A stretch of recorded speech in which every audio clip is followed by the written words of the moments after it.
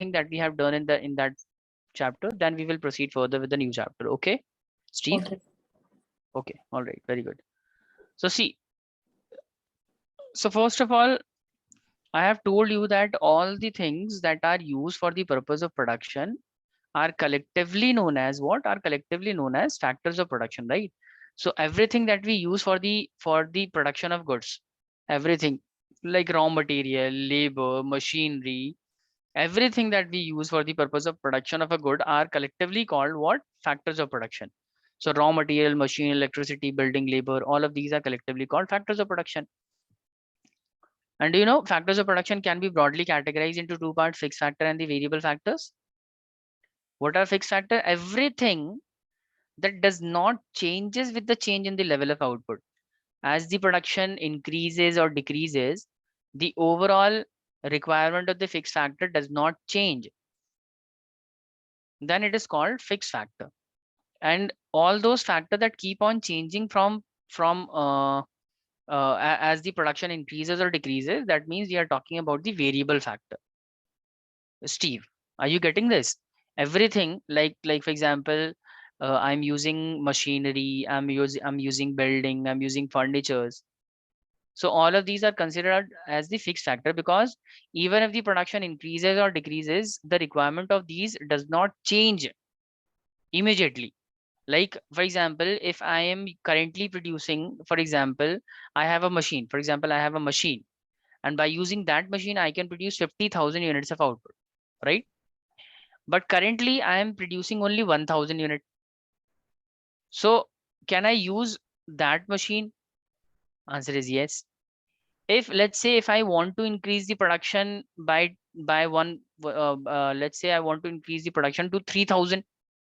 I want to increase I want to produce 3,000 units of output. Can I still use that machine? Yes or no? No. I won't be able to use that machine. Why? Why I won't be able to use that machine? Steve? Because it does not change with the output. No, that is correct. That does not change with the output. But if I am, let's say, the machine that I'm using, no, it has a capacity to produce 50,000 units of output. 50,000 of goods I can produce with that machine. But currently I'm producing only 1,000. And what if I want to produce 2,000? So the same machine will be good for Needed. me. Same machine will be okay for me. Answer is yes. Because the machine has a capacity to produce 50,000. Currently, I'm producing only 2,000. Then same machine will be sufficient. Let's say I want to increase my production to 10,000, 20,000, 30,000, 40,000, 50,000. Till 50,000 of unit of output, I can use that particular machine only. I don't have to buy a new machinery, right? Yes, sir. That is why it is called fixed factor. Because production is keep on increasing. Production increases from 1,000 to 2,000, 2 to 10,000, 10,000, 25,000, 25,000 to 40,000, and finally 50,000. But same machine is being used for the purpose of production. Same machine is under the use. Therefore, that is called fixed factor. And all those factors that keep on changing from as the production increases or decreases. For example, raw material. You know, na, what is a raw material? Yes, sir. Raw material are basically inputs. Yes, sir. Like for example, we want to make coffee. So for coffee, we have coffee itself is a raw material. Then milk is a raw material. Water is a raw material. Sugar is a raw material for producing coffee, right? Yes, sir. And let's say if I want to produce more coffee, is there be the requirement of more amount of raw material? If Yes, I sir. want to produce more coffee, there will be requirement of more coffee, more milk, more sugar, more everything will be more will be needed.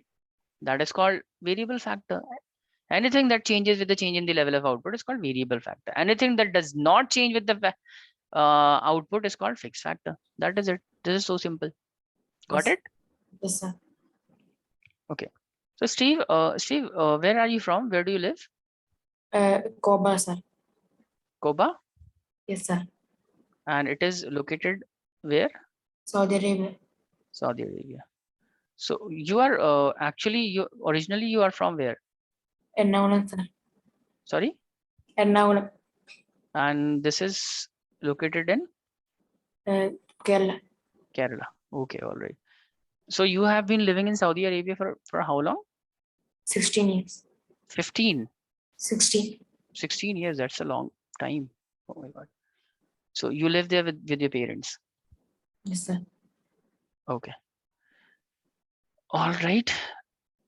Okay, let's move to the next topic in this chapter. After that, we have, I think, in this chapter, we had covered this topic, product. No? What are the different types of product, Steve? You have any idea? And the different types of products are bread. Sorry? I'm not able to hear you. Different every resources are products. Every resources are product. Okay. All right. So Steve, just a one question. This is basically when we take the regular classes, why don't you respond during the session? When other students were present in the class, why don't you respond when I ask anything? Because most of the time there is no response from your side. Is there any reason, specific reason for doing that? Sorry, sir. Sorry, there is no reason. Okay, so why you should respond? No, sometime you should get involved.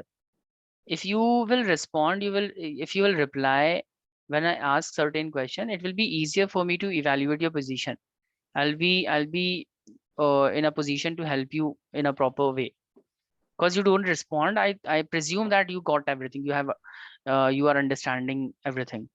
So just in case if you don't understand anything, or if I ask you to respond, you should respond, no, Steve? Yes, sir. So next time, keep this in mind. Whenever I ask you, whenever I take your name, just try to reply something. Say yes or no at least. All right. Yes, sir. Okay. So product in this chapter, Steve, product is not resources are not product. Product is everything that we produce using resources. Everything that we produce by applying raw material or inputs or factors of production. Everything that we produce using raw material is a product. Like for example, for you, let's take an example. Suppose let's talk about this pen, right? So this pen is what it is, a product, right? Yes, sir. But for using this product, what are the various inputs we have used? We have used Yes. ink, we have used this ballpoint, then we have used the plastic body of this pen. So all of these collectively known as what? These are known as inputs. These are known as factors of production. All of the things that we have used for producing this pen is considered as an input. Yes. And the good that we have prepared, the final product, that is pen, is our product. Okay, so product in this chapter have been categorized into three parts. There are three types of product: total product, marginal product, and the average product. All right. Total product is what? Total product is the total quantity of output that we are able to produce by using all the fixed and variable factor. By applying all the fixed and variable factor, the total quantity of output that we can produce is called total product. And additional product that we produces by applying one extra unit of variable factor is called marginal product. And average product is what? Output produced per unit of variable factor is called average product. Okay. So let me explain this through a small example. Just a minute.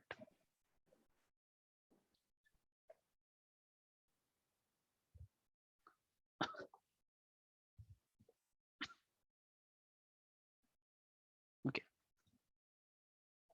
So let's say these are the labor. Labors are what, Steve? It is a fixed factor or a variable factor? Labors are fixed factor or variable factor? Variable factors. Correct. And machine are?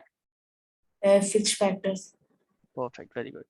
So labor and machine.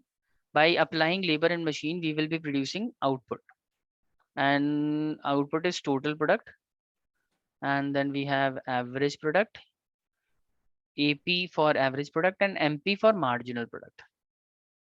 Okay, let's say we have applied 1, 2, 3, 4, 5, 6 labors, and we have currently 5 machines, 5, 5, 5, 5, 5, and 5. You know, why machines are not increasing? Because as you said, machines are fixed factor. So fixed factor does not change, no? Fixed factor remain constant. And why labors are increasing? Because labors are treated as the variable factor, right? Steve, is that okay? Labors are variable factor, therefore the quantity of labor is increasing. Machines are fixed factor, therefore quantity of machine are fixed. All right. Is this understood, Steve? Steve, am I audible? Yes, sir, I understood. Okay. Now let's talk about by applying all the units of fixed and variable factor. Let's say 1 labor and 5 machines. When we use 1 labor and 5 machine, we are able to produce 20 units of total product. Then by applying 2 units of labor and 5 machines, we have produced 30 units of total product.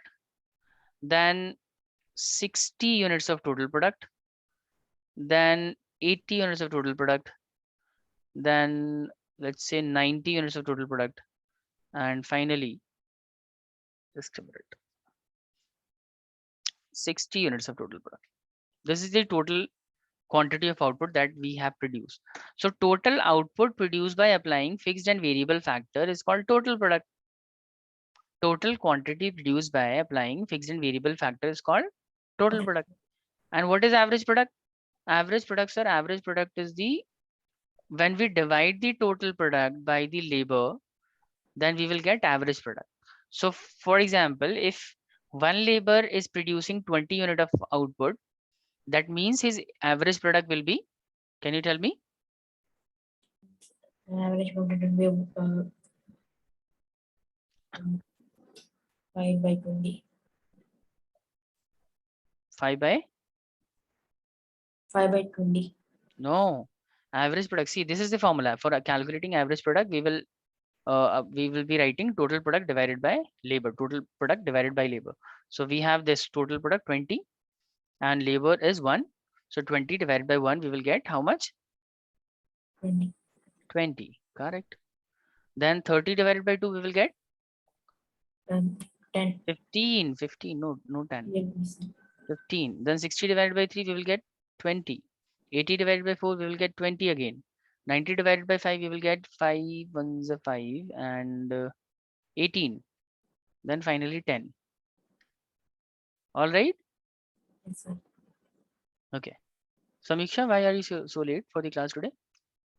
Good evening, sir. Sir, I told before only that I will be joining a little late because of I don't know. My dad told that there will be some they'll be changing the Wi-Fi thing. So from 5 o'clock there's something. So data is changed. Okay, no problem. So actually, because you didn't join for the class on time, so I started revising everything that we have done in the previous chapter, the production function. So Okay, you'll sir. have to wait for 5 or 10 more minutes. Then we will continue with a new chapter. We will be starting a new chapter today. That will be probably the theory of cost we will be doing today. Yes, sir. Okay. So, okay, Steve, getting back to you. What is marginal product, Steve? Marginal product basically means, extra product. Repeat after me. Marginal product means extra product, right? So extra product, yeah, extra output basically means extra output by applying extra labor. When you apply one extra labor, the quantity of product that you get by applying one extra unit of labor, that is called marginal product. So for example, one labor is producing 20 units of output, right? Now, when you have applied two labors, tell me what is the total output? You have got 30, right? Yes, Tell sir. me how many extra unit this second labor is producing. 10. 10, correct. That is called marginal product. Next time, what is the extra unit of output? 30. No, yeah, please repeat this. 30. 30, correct. 30 is the marginal product. Again, 60 to 80, how many extra units? 10. 20. 20, no. 20. 80 to 90, how many extra units? 10. 10. And 90 to 60, how many extra unit? 30.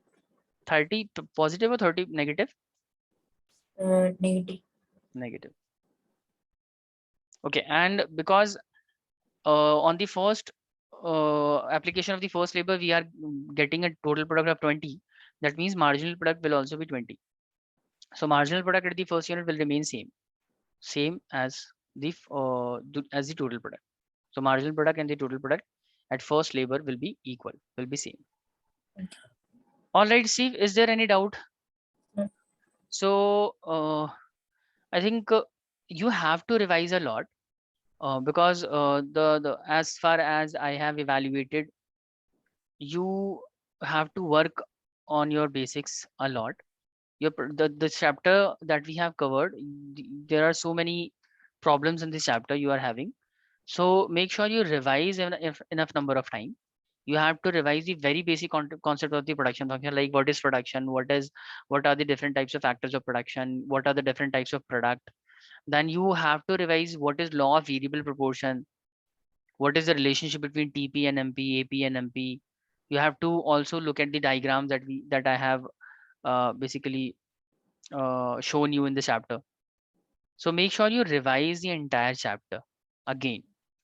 Yes, sir. All right, Steve? Yes, sir. So, okay. All right. So guys, let's start with a new chapter. Shall we start a new chapter, Samiksha? Or you have to ask questions regarding the previous chapter? Samiksha, are you there? Samiksha. I think Samiksha is gone somewhere. Sir, can you hear me now? Yeah. Yes, sir. So shall we start the chapter, or you want to ask any question from the previous chapter? No, production sir. The function. previous chapter was clear. Okay. So the few important topics in the chapter that we have covered were like explain law of variable proportion with the help of table and diagram. This is one of the very important questions that is frequently asked in this chapter. What Yes, is sir, the diagram. what Yes, is law of variable proportion? Explain with the help of diagram and schedule. And the relationship is very important. Yes, Relationship sir. between TP, MP and AP, And MP is important. yes, sir. And also sometimes they also ask the reasons for increasing return or decreasing return, that we have also covered in the chapter. Reasons, yes, sir. Okay, so basically these three topics are very important, and other topics as well, but most important are these topics. Okay, sir.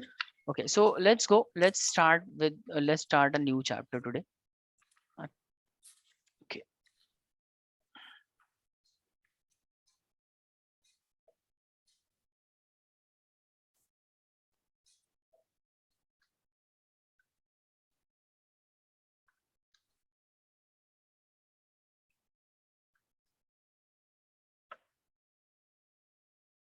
Just a minute.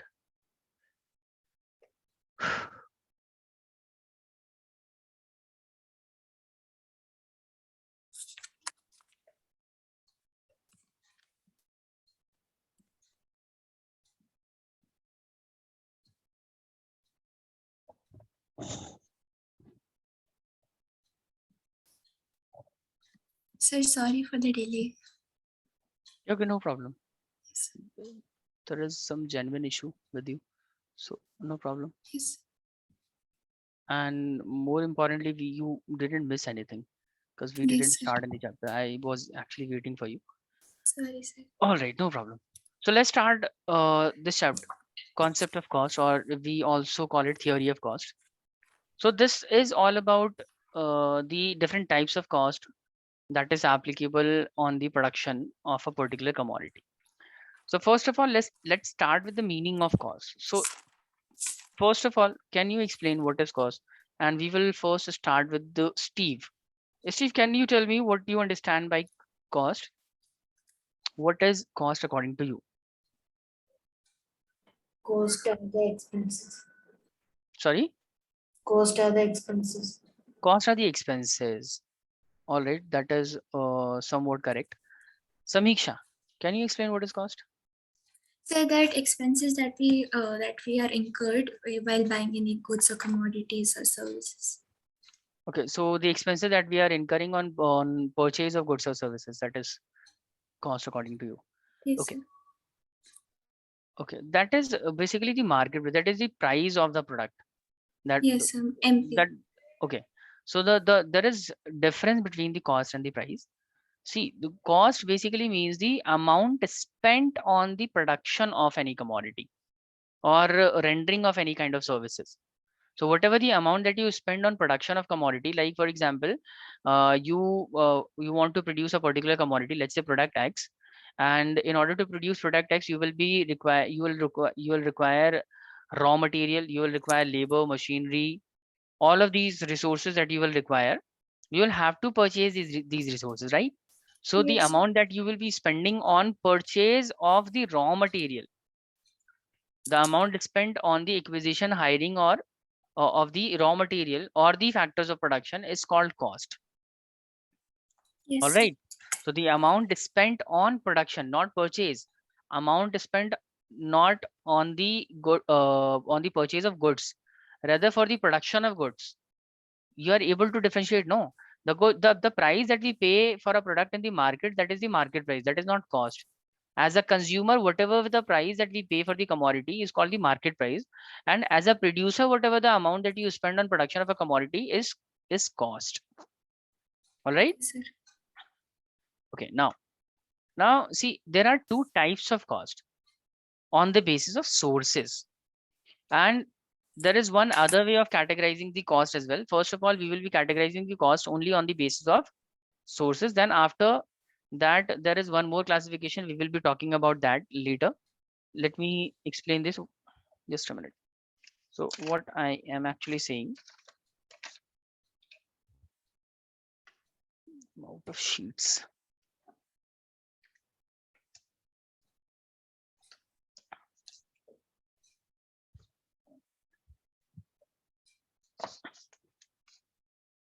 Okay, see. So let's say, actually, I want to classify the cost. No, classification of cost. So costs are basically classified into two categories. First, cost can be classified on the basis of sources, on the basis of sources, and it can also be categorized on the basis of nature, on the basis of nature. So right now we will be talking about the cost on the basis of source.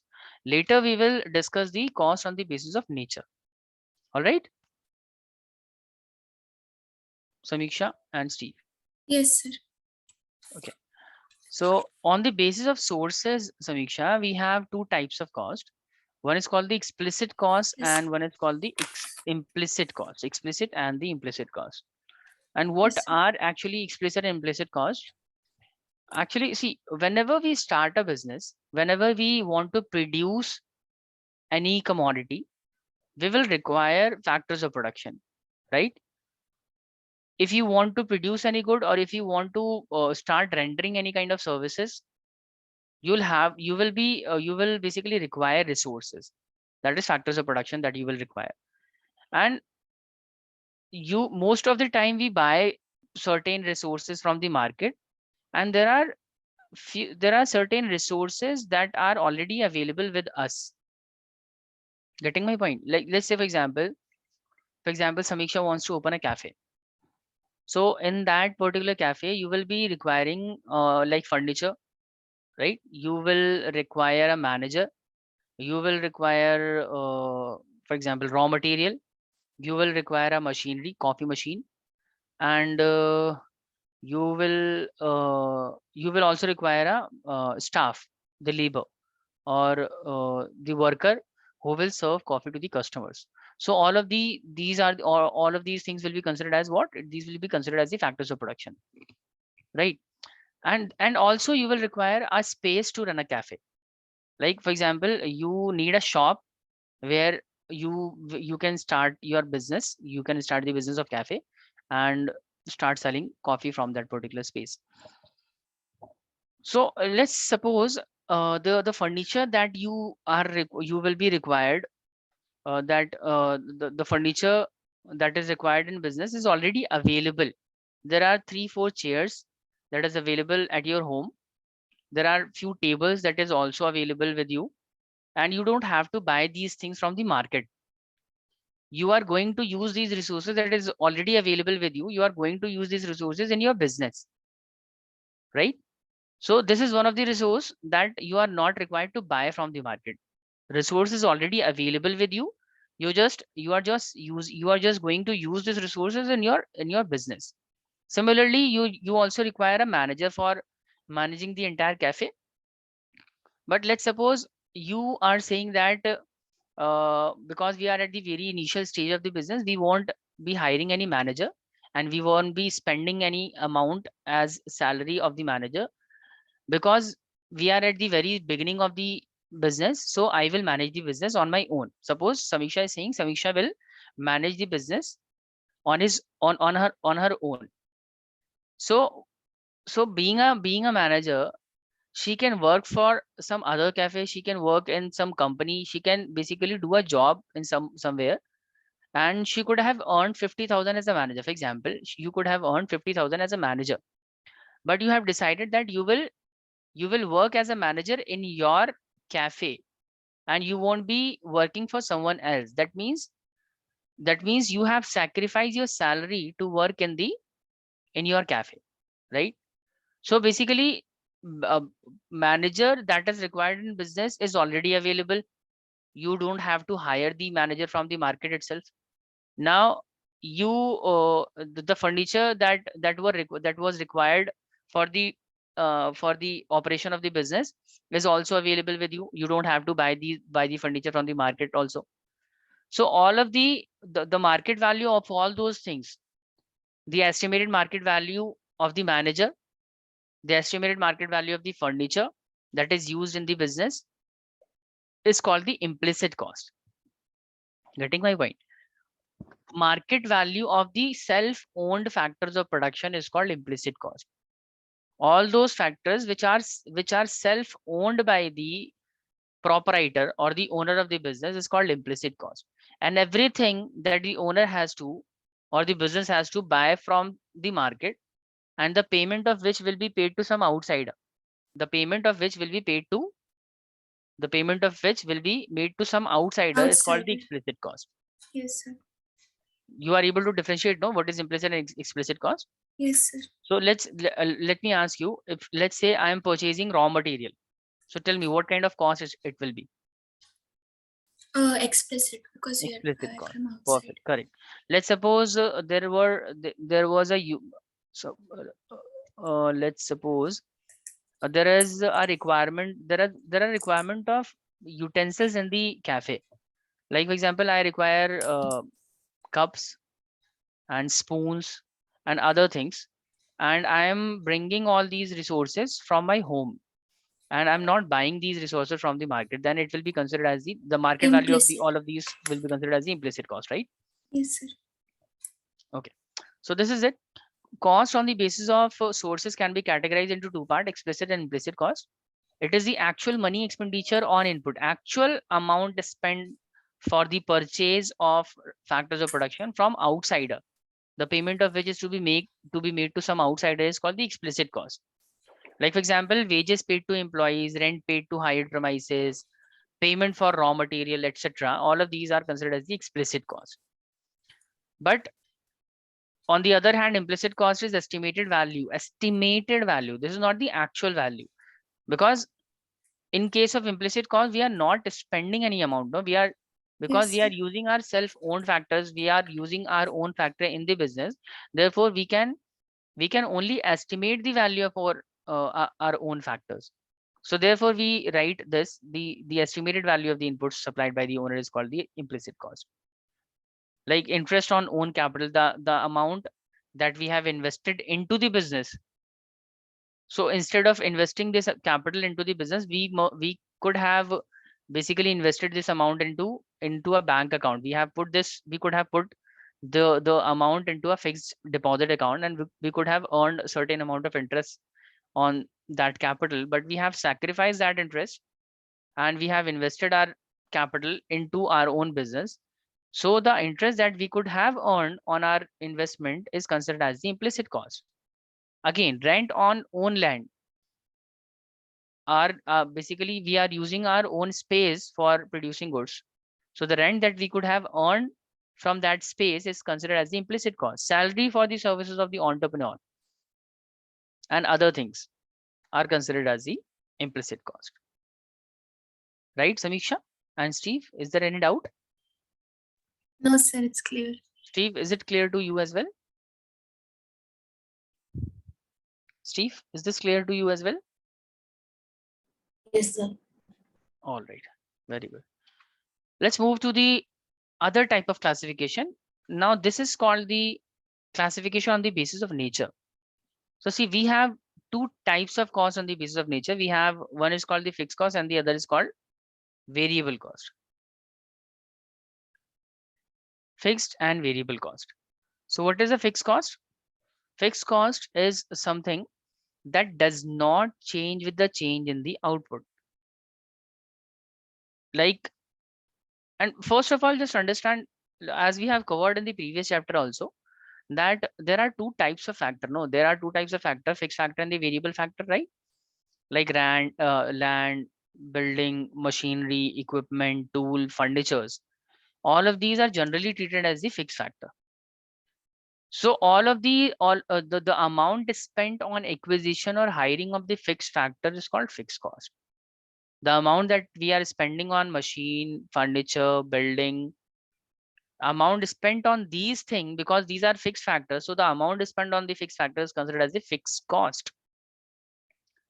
One of the important characteristics of the fixed cost is that irrespective of the level of production, even if the production increases or decreases, even it goes to zero, fixed cost will still be applicable. Irrespective of the level of production, whether the production increases or decreases or it goes to zero, fixed cost will always be applicable, right? And what are variable costs? Variable costs are costs that keep on changing keep on changing with the level of output. As output increases, variable cost increases. As output decreases, variable cost also decreases. So variable cost changes with the change in the level of output.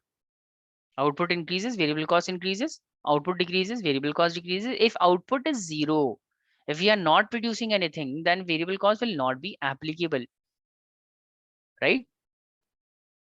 And if fixed cost is, like I'm saying that fixed cost is applicable to fixed factor, right? If fixed cost is applicable to fixed factor, then can you tell me variable factor will be applicable on which kind of factors of production? Can you tell me variable cost will be applicable to which kind of factor of production? Samiksha. Sir, is it explicit? Sorry? So can you repeat the question? I'm saying, as I've told you, that fixed cost is applicable to fixed factor of production. Yes, sir. Then similarly, variable cost will be applicable on which kind of factors of production? It will be Variable applicable cost to of production. variable factor of production. Yes, variable factor. Right? Like if we are buying machinery, if we are buying equipment, tool, furniture, or any other fixed asset, then in that case, the amount spent on those factors are considered as the fixed cost. Similarly, amount spent for raw material, for labor, electricity, fuel, or any other variable factor is considered as the variable cost. Yes, sir. Right? No? Yes, sir. So see, we can define the fixed cost like this. Fixed cost refers to those costs which do not change with the change in the level of output. And fixed cost is incurred on fixed factor of production. I have told you that as well. And fixed cost remains same whether the output is large, small, or zero, irrespective of the level of output. Whether the output increases, decreases, it goes to zero, fixed cost always remains same, right? Is that okay, Samiksha and Steve? Any doubt? Any No, problem? Okay, let's look at the. Actually, there is one more thing. Fixed cost, because this is not at all related with the production. As I'm saying, production increases, decreases, fixed cost does not get affected. yes, sir. Even the production increases, decreases, or it goes to zero, fixed cost is not affected by that. That means fixed cost is that is indirect cost. Fixed cost is an indirect cost. It is not connected with the cost, output in any manner. Whether the output increases or decreases, fixed cost remains same. Output increases, decreases, fixed cost remains same. That means fixed cost is an indirect cost, and it is also called unavoidable or supplementary cost. Why it is called unavoidable cost? I think you must know that, because irrespective of whether you produce or not, fixed cost will always be applicable. No, Will be there. you cannot just avoid this in any, unless and until you close down the business, unless and until you discontinue the business, fixed cost will be applicable. Let's, for example, you have taken a space on rent, and the rent of that particular space is, let's say, 50,000. And if you are using that particular space for the purpose of production of any commodity, so rent will be payable. How much? It will be 50,000. Same Let's money. suppose if you increases the overall production, if you start producing more quantity of output, then also same amount of rent will be applicable. And what if you don't open your factory or production unit for a certain number of, let's say, for 10 days or a 15 days or for a period of 1 month? So even if you are not using the space, then also you will have to pay the rent.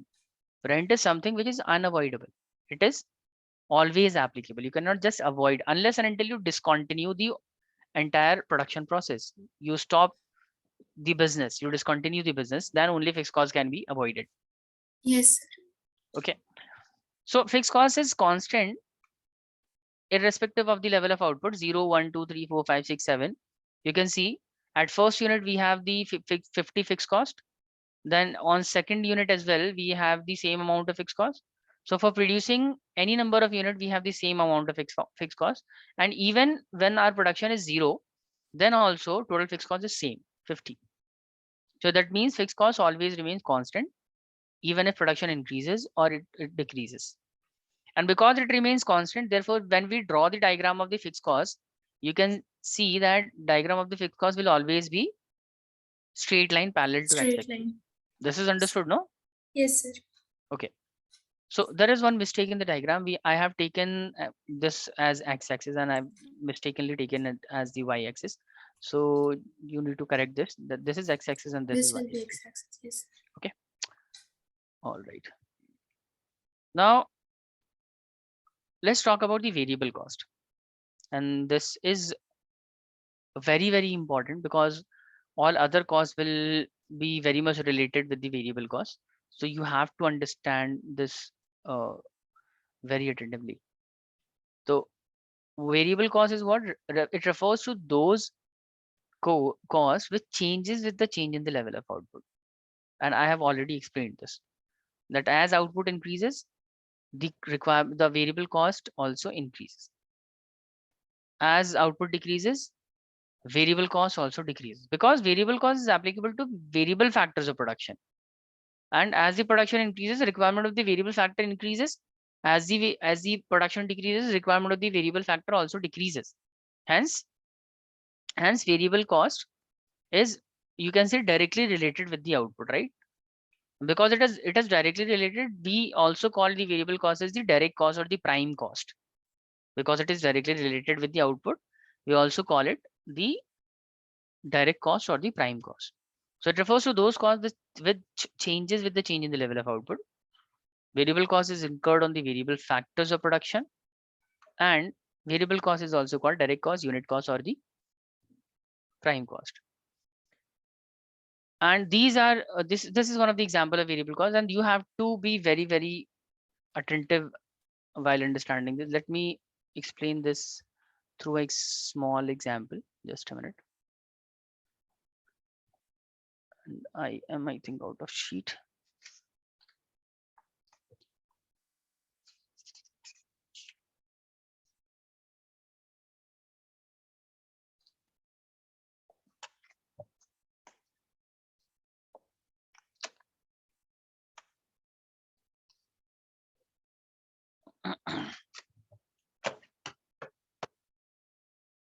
Just a minute, guys. Let me bring the sheets.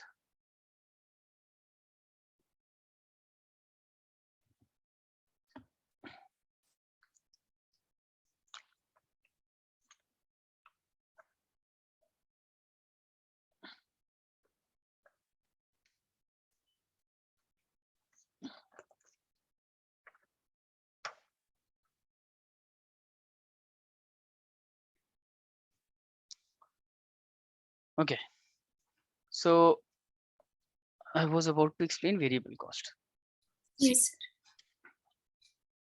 so this is, let's say, these are output 0, 1, 2, 3, 4, 5, 6, 7, 8. So let's suppose I am producing a particular commodity, and I am currently producing 8 unit of that particular commodity. So let's assume I have fixed cost applicable, and fixed cost is, let's say, it is 20. That means for for producing 1 unit of output, 20 rupees of fixed cost is applicable. That means if I want to increase the production to 2, 3, 4, 5, 6, 7, 8, the fixed cost will remain same, right? 20, 20, 20, 20, 20, 20, and 20. Fixed cost will be constant. And even if I don't produce the output, even if I stop the production, even if the output is 0, then also It will fixed be cost will 20. be 20. So this we already understood that fixed cost is always constant. Fixed cost is always constant. It will always remain same. Now, sorry. Let's talk about the variable cost. So see, variable cost, let's say variable cost is, if I'm not producing anything, if I'm producing 0 units of the commodity, then variable cost will obviously, there will be no variable cost, right? Because variable cost, you can take it as a raw material, cost of raw material. If I'm not producing any commodity, there will be no cost incurred on the raw material.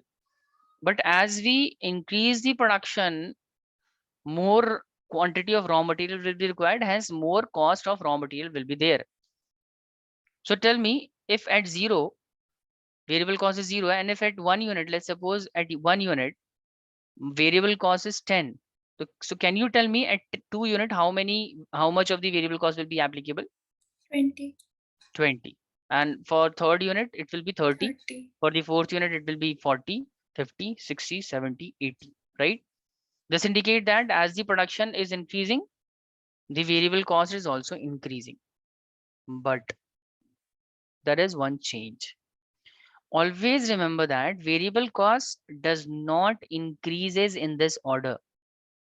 Yes. Like it goes from 0 to 10. It does not mean that it will, on the second unit, it will be 20, 30, 40, 50, 60, 70, and 80.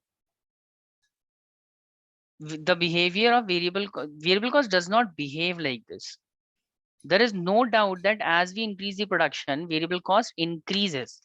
There is no But doubt in in it. ununiform way. Yeah, it will not increase in the constant order. It will not increase in the same like in the same quantity, in this, sorry, same amount, by the same amount. Every time variable cost, there is a order of increase in the variable cost. Let me write this. Variable cost increases as output increases. This is something that we already know.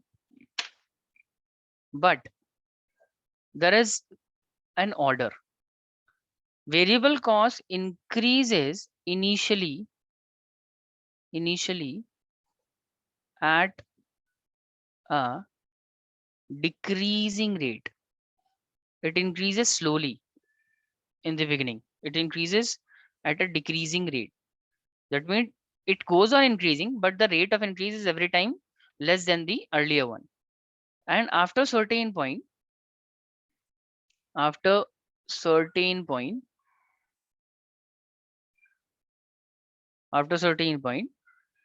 variable cost increases at increasing rate. Variable cost increases at increasing rate. Just keep this in mind, that variable cost does not increase at constant rate like we have done in this in the column. It does not increase in the constant rate. If we do that, that will be incorrect. So variable cost increases initially at a decreasing rate. That means, let's say variable cost was 0. At 0 it will be 0. At first unit it will be 10. So for the second unit, let's presume that it is 18, then it is 24, then 26, then 27, like this. And after this, it goes to 35, 45, 75. You can see that variable cost is increasing continuously, right? From 0, it goes to 10, 18, 24, 26, 27, 35, 45, and 75. It is increasing continuously, yes or no, Yes, sir. Samiksha? But Yes, sir. but initially it increases by, see, Decreasing rate. it increases by 10 rupees, then it increases by 8 rupees, then it increases by 6 rupees, then it increases by 2 rupees, then it increases by 1 rupees. And after this point, it start increasing at increasing rate. From 27 it goes to 35. That means 8 increase of 8 rupees is there. Then cost increases by 10 rupees. Then this cost, variable cost, increases by 30 rupees, right? So initially variable cost is increasing at decreasing rate, increasing at decreasing rate. Then from this point it is still increasing, but at increasing rate only. All right, Samiksha and Steve, is there any doubt Yes, sir. understanding this? No doubt, sir. No doubt. Now, see, if you have understood that, so you can also understand this particular table, that as the production is increasing, variable cost is also increasing. But initially it increases only by 10, then by 8, then 6, then 2, then 6 again, then 10, then it increases by 18. So because it increases at a decreasing rate initially, and after a certain point it starts increasing at an increasing rate, then the diagram that we will make for the total variable cost, it will be like this. See, this will be the diagram of the total variable cost. So Sir? at the, yes, Sir, is there any point that it ever comes decreasing? No, right? once it start increasing, it can never decrease Okay. again. Yes, sir.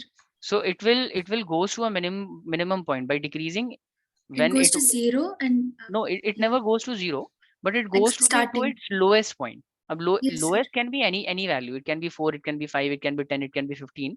Lowest is not defined anywhere.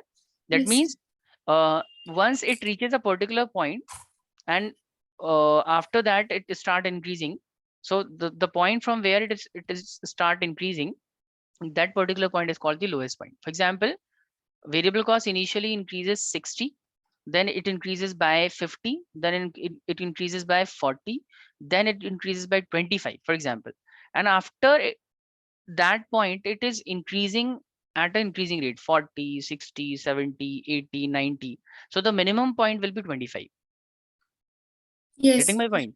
So yes, sir. the thing that you need to remember here is that variable cost initially decreases, but once it start increasing, it never look back. It never again declines. It goes on increasing only.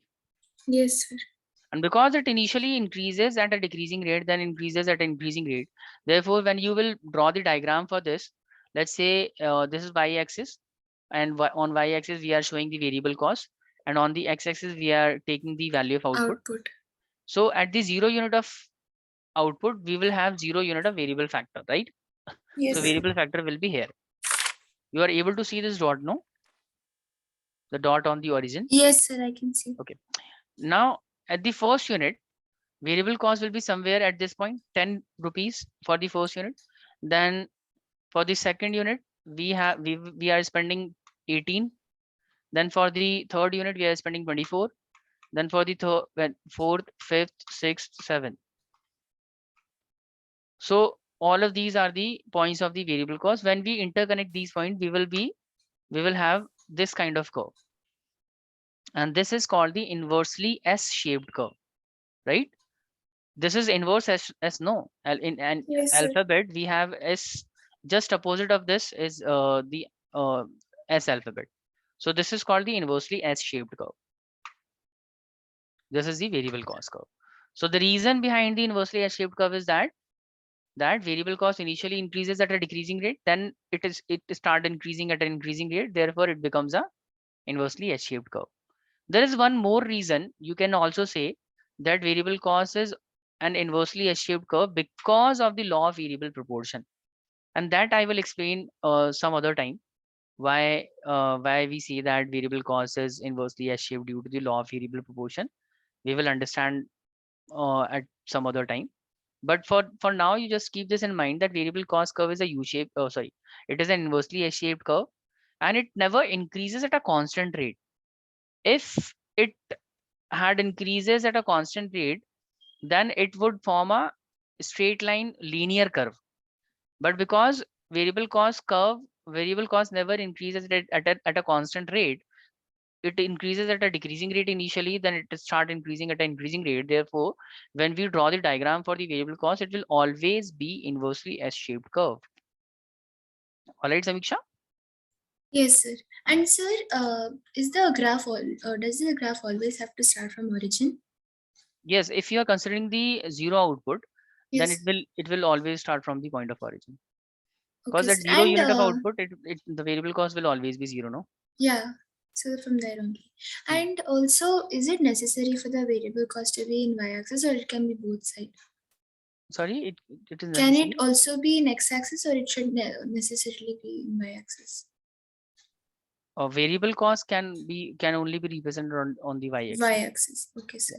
Output Then will only always the be shown on the x-axis. inversely S will come. Yeah, so the variable cost curve will always be inversely S-shaped. Yes, sir. Okay. So I hope everything that we have discussed in this chapter is clear to both of you. We have in today's session, we were talking about the concept of cost, and in this chapter we have understood the meaning of cost. Then we have understood the various types of cost on the basis of sources. We have two types of cost, explicit and the implicit cost. And on the basis of the nature, we have categorized the cost as fixed and the variable cost. Then I have told you that fixed cost is also known as unavoidable or indirect cost or supplementary cost. And we have also understood the tabular representation and the diagrammatic representation of the fixed cost. Then after this, we have understood the meaning of variable cost and also the diagrammatic and the tabular representation of the variable cost curve. So yes, sir. This is it for today's session. In economics, we will be taking a break of 5 minutes, then we will continue with our accounts part. Okay, sir. All right, Samiksha. Thank you. Most welcome.